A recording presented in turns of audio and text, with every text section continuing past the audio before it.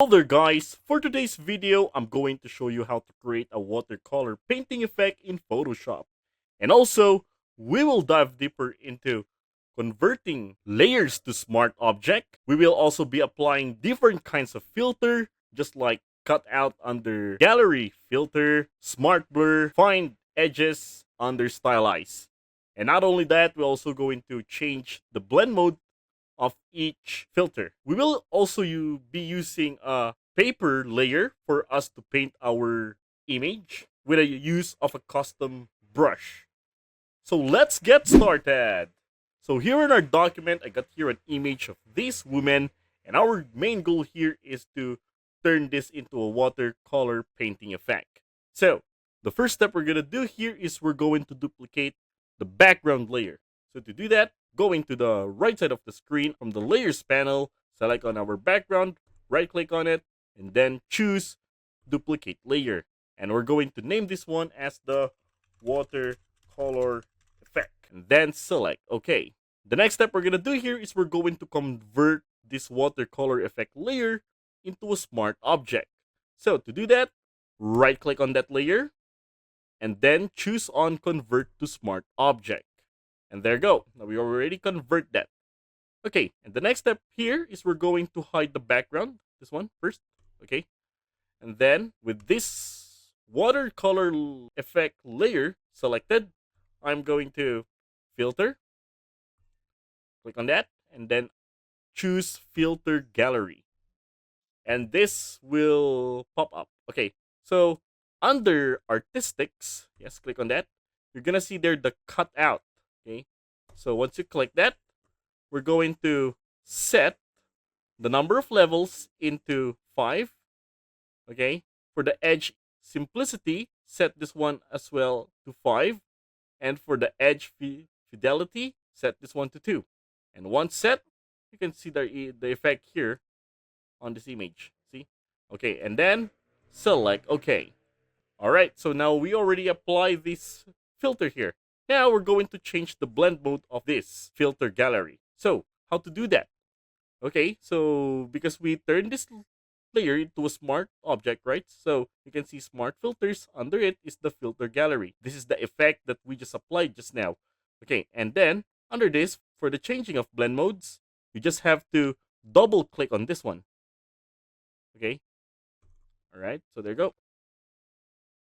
All right, and then this dialog box will appear. Okay, so for the mode, okay, I'm going to bring this one down. Okay, select that arrow and then choose multiply. Okay, so it's going to give us an effect like this. Okay, and then for the opacity, I'm going to decrease that to 80%.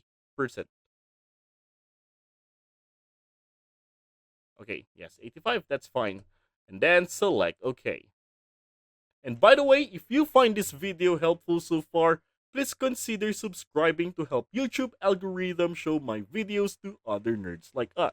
Going back, the next step we're gonna do here is we're going to apply a smart blur filter. So to do that, with the watercolor effect layer selected, again we're going to the menu bar, go to filter, under filter, choose blur, and under blur, select on smart blur. Okay, and now we're gonna set the radius into 5.0. Okay, for the threshold to 100%, quality to low, mode to normal. Then select OK.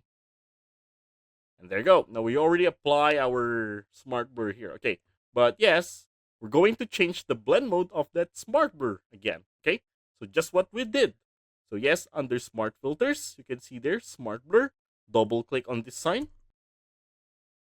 This time for the mode, click on this, and then I'm gonna choose screen to bring lightness to our image. Okay, and then for the opacity, I'm gonna set this one into 50%. Okay, so there you go. 55 is fine. So let's select OK. And the last filter that we're going to add here is the find edges. Okay, so again, watercolor effect selected. Go to filter again, and then go to stylize. Under stylize, choose find edges. And there you go. Now the image will turn to this at this moment. Okay, now we're going to change the blend mode of it again for us to bring the image back. Okay, so to do that, go ahead here, Smart Filters, find Edges, double click on this. All right, for the blending options, okay, I'm going to choose here Multiply. Okay, and there you go. We already have this effect. And then select OK. All right. By the way, in the other document, I prepare here a paper image. Okay. And then we're going to bring this paper image to our original document. So to do that, you just have to go here at the toolbar, click on this. This is the move tool. Okay. And then click and drag it on our original document. And then release. And there you have it. Okay. And then you can see that the paper effect is too small. Okay, so let's just rename this one as paper. Okay, so our paper image is too small. To make that bigger, select on that paper layer, press Ctrl plus T for the transformation command, and then click on the anchor points and drag it out. Okay, just like this. Make it fit for our image. So yeah, there are. That's good. And then press enter. Okay, now with this paper layer selected, we're going to change the blend mode of that. So to do that, go up here. Okay, this one. Okay, bring this one down. Click on it. And then choose multiply. Okay, so once I click that, we already have this image on our document. Okay, and one last step. Okay, we're gonna paint on it, but first we need to hide this layer. So we're going to create a negative mask from the watercolor effect. Okay, so with that layer selected, watercolor effect selected, we're going to create a negative mask. To do that, all you have to do is to press Alt. While holding Alt, you need to click on the Add Mask. Okay, so once I did that, you can see it created a black thumbnail here, and you can see the image is gone. Okay, so to bring that back, now this time we're going to make use of a brush tool. So selected on the from the negative mask thumbnail, click on it. Okay, and then I'm going to the toolbar, select on a brush tool. Okay, so if you have a custom brush here like paintbrush, well, you can use that. That's for a better result. Okay, so here, and by the way, you can also use other brushes or just a simple brush is fine. But here I am going to change the brush, so I'm gonna click on this. Okay, so this for the brush settings. Okay, and then from brushes, okay, so these are the only brushes that is available in my Photoshop. So let's say I'm gonna make use of, okay, this one. Okay, and then close this. All right, and you can see that our brush is too small. Okay, so I'm gonna click on that brush, and then from the options for the opacity, I'm gonna set the brush into 50%, and underflow, change this one to 30%. Now we're good. And for the foreground, make sure that is white. All right, so now let's paint. Okay, so I'm gonna click just a damp on this part, something like this.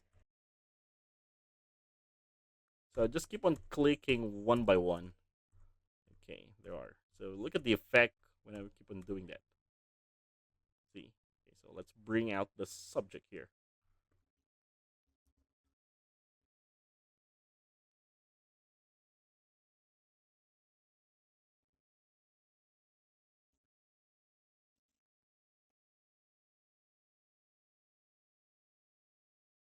So I don't just click and drag it, but you just click it one by one. Okay, so to have this kind of effect that looks like a watercolor painting. And there you have it. Now we already turned that image. So I'm gonna show you the before and after. So this one is the before, and this one is the after. And that is how to create a watercolor painting effect in Photoshop.